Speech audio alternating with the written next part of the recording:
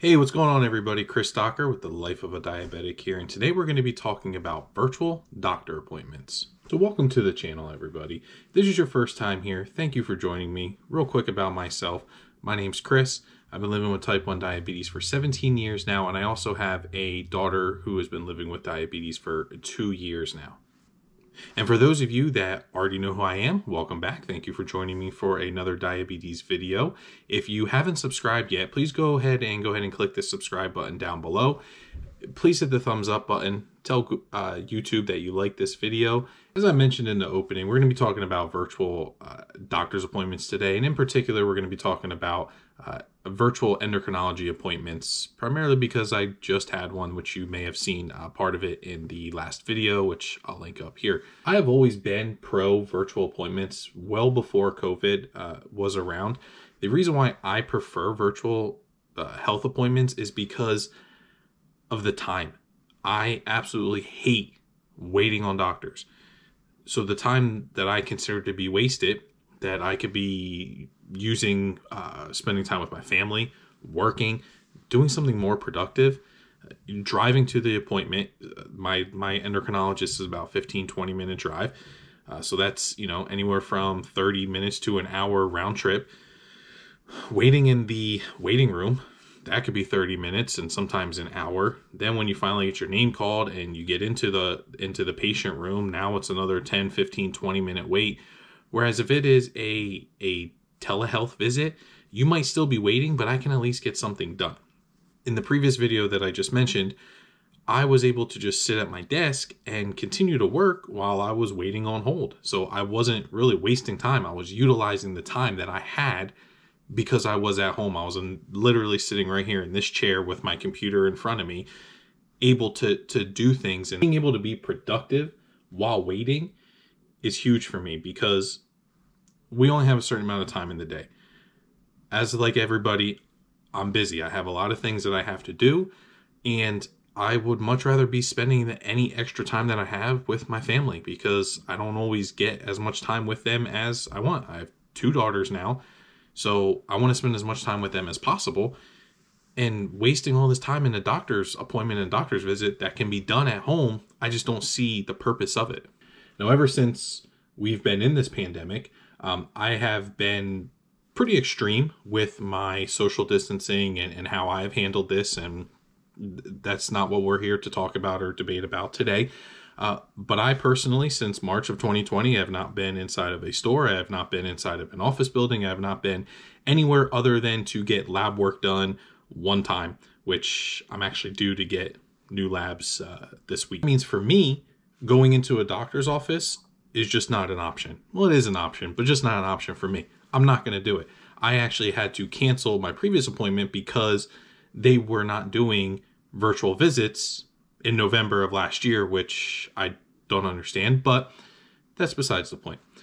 I was able to get this visit scheduled for last week, and I was able to sit on my iPad with my doctor and talk about everything that we needed to talk about. For the appointment, I made sure to upload my Dexcom data, upload my Omnipod data, and I had plans on getting my labs done, but by the time I got my lab paperwork, we had a blizzard here in Pennsylvania, if you didn't know, and we had almost 3 feet of snow here. So I was kind of shut down for like 3 days. I couldn't drive or go anywhere, and I wasn't able to get my labs. So now I have been lazy and pushed it off.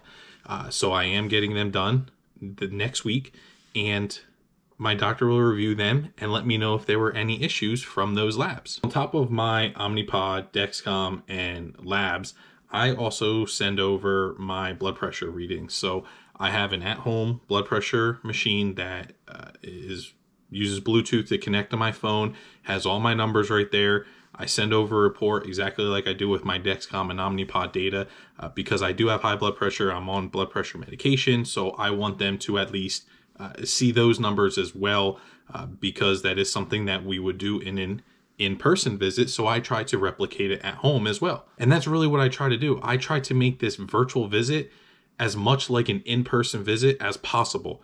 They check my blood pressure, I'll check my blood pressure. They upload my data and print it out, I send it over in a PDF for them to print it out for them. I have questions, doctor has answers. I ask the questions, he answers them. There's no difference whatsoever in doing the virtual visit versus the in-person visit for me. I am able to have a list of questions in front of me that I am able to ask and kind of just check off as I'm going through them. When I'm in a doctor's office, I usually don't have a full-blown notebook, or maybe I have my phone out and then they get mad because I have the phone out. So sometimes I forget to ask questions. Whereas when I'm at home, I have my notebook right here in front of me. I can take notes, I can write things down, I can write down more questions as the doctor is answering my previous question. And I find that I get so much more value out of these virtual visits than I do at an in-person visit. You might have questions about, well, how do they check your sites, and how do they, check your feed out and things like that, which that I totally understand. That's something that I monitor my feet almost daily.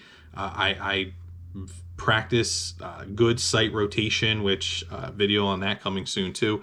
So I make sure that if I have any issues, I'll actually upload pictures of any issues that I may have. And if they find that it is some type of a concern and I have to come in for it, then that's what I'll do. Then if I absolutely have to come in, then I will come in. But if I don't have to come in, I don't see the point in coming in. And like I said, this is not just a COVID thing. This is a time management thing. And once I'm able to talk about all my issues, for example, in my last visit, I had a lot of middle of the night lows. So we talked about that, and then we've changed my basal rate, and things so far have been going better. I've actually been going a little more on the higher end now, so we might have to readjust it. So I'll upload more data after 2 weeks. He'll review it virtually, send me an email, and then we fix the problem and keep going as that. So I am a huge advocate for telehealth. If your doctor does not provide telehealth services and you are not completely tied to that doctor, I recommend, trying to find a doctor that may allow you to do some telehealth visits. Now, am I going to do this for every single visit for the rest of my life? No, absolutely not. At least once a year, I will get in to see my doctor in person, just to kind of do that annual physical type of doctor's visit that can't really be done virtually. But these quarterly, biannually checkups, we're really just talking about numbers half the time anyway. So there's really no point in spending that almost 2 to 3 hours sometimes of getting ready for the appointment, driving to the appointment, waiting for the appointment, having the appointment, driving home. It's just a pain. It really is just a pain. It's a time drain. I just don't have time for it. There's no time for it when time can be spent on much better things, such as spending time with family, which you might be able to hear the kids in the background because they're screaming for me right now. What are your thoughts on virtual visits? Have you done virtual appointments before?